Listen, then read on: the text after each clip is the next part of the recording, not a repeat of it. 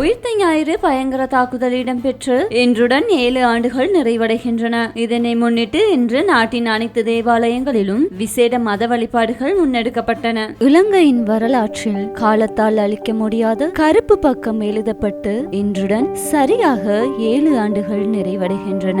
2019 April 21 ஒரு புனித உயிர்த்த ஞாயிறு அதிகாலை மரண ஓலங்களால் நிரம்பும் என்று எவரும் எதிர்பார்த்திருக்கவில்லை. 269 உயிர்களை பலிகொண்டு ஒட்டுமொத்த தேசத்தையும் இருளில் தள்ளிய அந்த மிலேச்சத்தனமான தாக்குதலின் நினைவுகளுடன் இன்றைய விசேட செய்தி தொகுப்பை வழங்குகின்றோம்.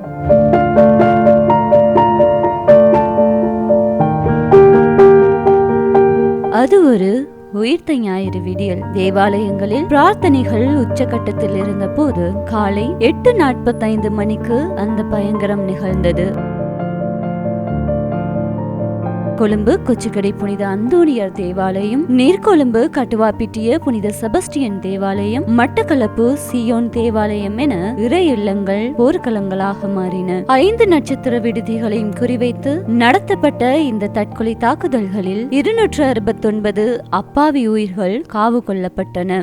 இதில் 500க்கும் மேற்பட்டோர் இன்றும் உடல் மற்றும் மன ரீதியான காயங்களுடன் வாழ்ந்து வருகின்றனர். குறிப்பாக கட்டுவாப்பிட்டிய மண்ணில் மாத்திரம் 100க்கும் மேற்பட்ட உயிர்கள் பறிபோனது அந்த பிரதேசத்தையே இன்று வரை மீளா துயரில் ஆழ்த்தியுள்ளது. இன்று அந்த துயரத்தின் 7ஆம் ஆண்டு நினைவு தினம். காலை 8:45 மணிக்கு நாடு முழுவதும் 2 நிமிட மௌன அஞ்சலி செலுத்தப்பட்டு உயிரிழந்தவர்களுக்கு அஞ்சலி செலுத்தப்பட்டுள்ளது. பிரதான நினைவேந்தல் நிகழ்வு கொழும்பு கொச்சிக்கடை புனித அந்தோனியார் தேவாலயத்தில் பலத்த பாதுகாப்புக்கு மத்தியில் இடம்பெற்று வருகிறது. கொச்சிக்கடை தேவாலயத்திற்கு அருகில் விசேட போக்குவரத்து திட்டங்கள் அமல்படுத்தப்பட்டுள்ள நிலையில் பாதுகாப்பும் பலப்படுத்தப்பட்டுள்ளது. ஆனால் இங்கு கூடியுள்ள மக்களின் முகங்களில் பாதுகாப்புக்கு அப்பால் ஒரு கேள்வி தொக்கி நிற்கிறது. எங்கே எமக்கான நீதி?